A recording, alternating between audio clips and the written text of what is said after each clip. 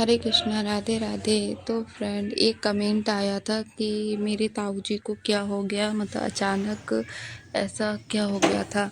तो देखिए फ्रेंड, वो बिल्कुल ठीक थे। वैसे एज तो मतलब इतनी एज भी नहीं थी और बिल्कुल ठीक थे। अभी दीदी की शादी भी हुई थी। ताई जी को तो थोड़ी प्रॉब्लम थी जब उनको ऐसा हुआ, लेकिन ताऊ जी बिल्कुल ठीक थे और बहुत ज़्यादा खुश भी थे। अभी नया घर भी बनवाया था उन्होंने अपना, और दीदी की शादी भी हुई थी फरवरी में। दीदी की शादी हुई थी 12 फरवरी को।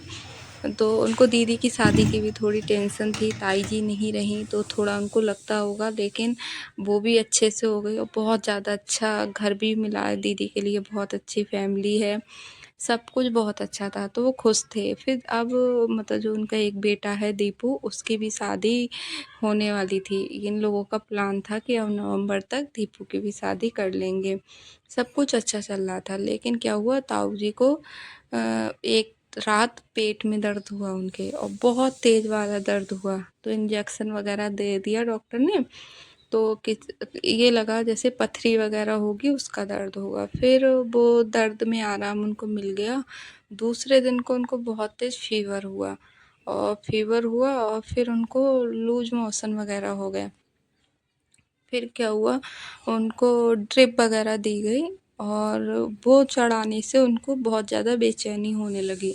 और पता नहीं क्या हुआ, उनको हॉस्पिटल लेकर गए और हॉस्पिटल वो पहुंच भी नहीं पाए। रास्ते में ही ऐसा हो गया और वो हम लोगों के बीच में नहीं रहे। सभी एकदम से एकादशी वाला दिन था। एकादशी वाला दिन था, निर्जला एकादशी थी उस दिन।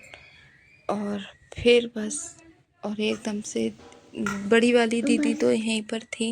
अभी छुट्टियों में सभी दीदियाँ भी आई हुई थी, उनकी 3 बेटियाँ हैं। तीनों आई थी, तीनों उनके पास रुक कर गई थी सब कुछ। लेकिन फिर 2 दीदियाँ चली गई थी और बड़ी वाली दीदी यहीं पर थी। वो भी 30 तारीख को चली जाती, क्योंकि उनकी बेटी का स्कूल खुल जाता है इसीलिए। लेकिन ऐसा हो गया तो फिर सबको आना पड़ा और वो भी नहीं जा पाई।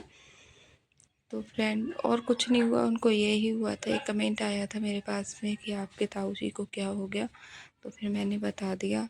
और हस्बैंड गए थे स्कूल, तो उनको रोटियां बनाई थी मैंने, क्योंकि हमारे यहाँ पे पराठे वगैरह नहीं बनते हैं ऐसे टाइम पर। कुछ भी छौंकना भुनना भी नहीं होता है, रोटियों पर घी भी नहीं लगाया जाता है, और काम तो हो जाते हैं झाड़ू पोछा वगैरह, लेकिन इस तरह का नहीं होता। बाहर से आता है खाना, सभी जगह से आता है, सब लोग लेकर आ रहे हैं खाना और डेली आ रहा है। और यहाँ पे फिर मैंने कर दी साफ़ सफाई। उसके बाद मैं चली गई थी नहाने के लिए। और पूजा पाठ भी नहीं होता है जैसे हम लोग कर सकते हैं, लेकिन ये बोलते हैं ये यहाँ पर सब लोग, ये घर मम्मी पापा का है, तो इसी चक्कर में हम लोग भी नहीं कर सकते हैं। चाय पीऊँगी पहले, सारे काम हो गए हैं, हस्बैंड चले गए हैं स्कूल और सारे काम हो गए हैं, मैं चाय पी लूँ। हे फ्रेंड, यहाँ पे मैंने नहा लिया था, अब मैं बना रही हूँ चाय। चाय पीऊँगी। और आज ताऊ को पूरे 10 दिन हो चुके हैं और कल है उनका 10वां। हमारे यहाँ पर 11वें दिन 10वां होता है, मतलब एकादशा होता है। लेकिन आज 10वें दिन भी पूजा वगैरह होगी वहाँ पर ना, मंदिर पर पूजा वूजा जो होती है वो भी आज भी कुछ होता है। मतलब 10वां का कल भी होगा और परसों भी होगा, 3 दिन 10वां चलता है। तो फिर आदित्य भी आएगी और मामा भी आ रहे हैं आज।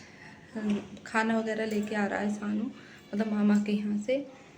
और कल सभी लोगों के यहाँ से खाना आ रहा है जैसे। और बुआ चली गई थी अभी बीच में, आज वो भी आ जाएंगी।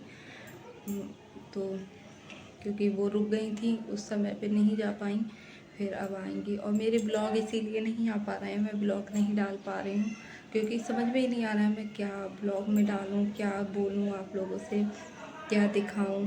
तो कुछ भी ऐसा नहीं हो रहा है। लेकिन काफ़ी दिन हो गए और मेरे सब्सक्राइबर भी, पता नहीं क्यों, सब्सक्राइबर भी 6-7 सब्सक्राइबर भी कम हो गए हैं। और वॉच टाइम तो बिल्कुल भी नहीं बढ़ा है। तो आज मैंने सोचा थोड़ा सा वीडियो डाल दूँ, हो सकता है इससे कुछ फ़ायदा हो, क्योंकि 10-11 दिन में बस एक छोटा सा ही ब्लॉग डाला था मैंने, तो इसीलिए ही डाल रही हूँ। देखो, दुख अपनी जगह है ही, दुख तो है, ऐसा नहीं है कि मैं वीडियो डाल दूँ या तो मुझे दुख नहीं है ताऊ का। क्या फिर मैं, क्योंकि और भी तो सारे काम करे ही जा रहे हैं, है ना, घर के सारे काम करे जा रहे हैं, सब कुछ ज़रूरी है वो करा ही जा रहा है। लेकिन उससे ये थोड़ी नहीं है कि दुख कम हो गया। और गर्मी फ्रेंड इतनी ज़्यादा हो रही है, मौसम अच्छा हो रहा है लेकिन गर्मी बहुत ज़्यादा है। अभी तो हवा भी चल रही है, बादल भी हैं, धूप नहीं आई है, बहुत अच्छा मौसम है। लेकिन रात में इतनी भयंकर गर्मी थी, बहुत ज़्यादा। और सुबह जल्दी उठ के सारे काम करके सबसे पहले नहाई।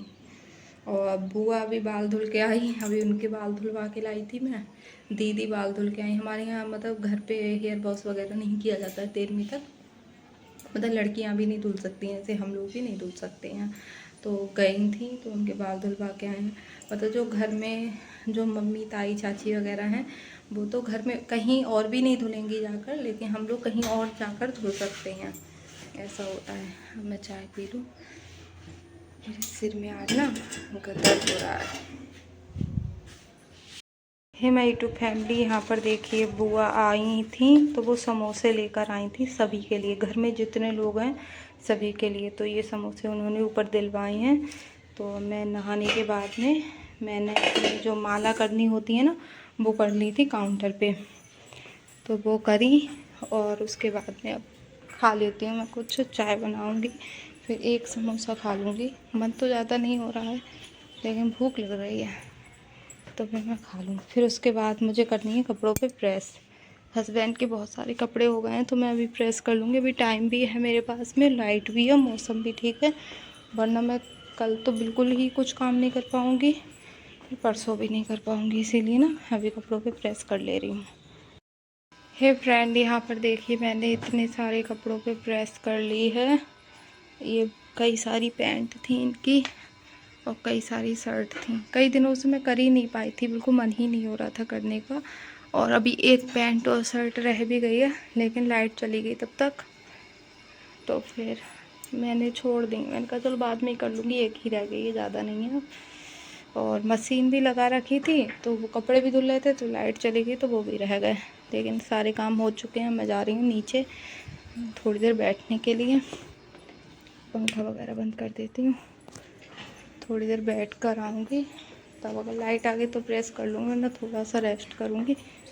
आज बहुत तेज सिर में दर्द हो रहा है, कल रात बहुत ज़्यादा गर्मी थी ना तो इस वजह से नींद नहीं आई थी।